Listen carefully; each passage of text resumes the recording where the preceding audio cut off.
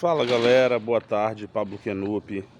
Passando aqui para dar uma dica aqui, ó. Tô com o meu Astrão aqui e quando eu tava freando, tava fazendo um barulho, tipo um assovio bem alto. Aí eu imaginei que poderia ser esse disco, né? Mas eu olhei aqui e falei, rapaz, o disco tá tão bonzinho, não tem nada de ranhura, né? Pensei, o que será que pode ser? Aí eu falei, pô, eu não vou trocar esse disco, né? Pode ser a pastilha então.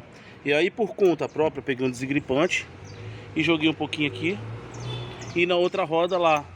E por incrível que pareça, já tem uns 2 dias, cara, parece que lubrificou o disco aqui e parou de fazer o barulho, entendeu? Agora, se vocês souberem aí que o desengripante, ele danifica o disco, me dá uma dica, porque eu não sei, eu fiz por conta própria, não vi vídeo de ninguém, entendeu? Mas o meu problema resolveu. Olha que eu tô passando a mão no disco aqui, ele não tá nem oleoso não.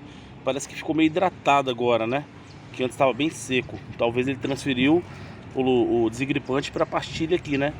Então, pra mim, resolveu, tá, gente? Beleza? Se inscreve no canal aí.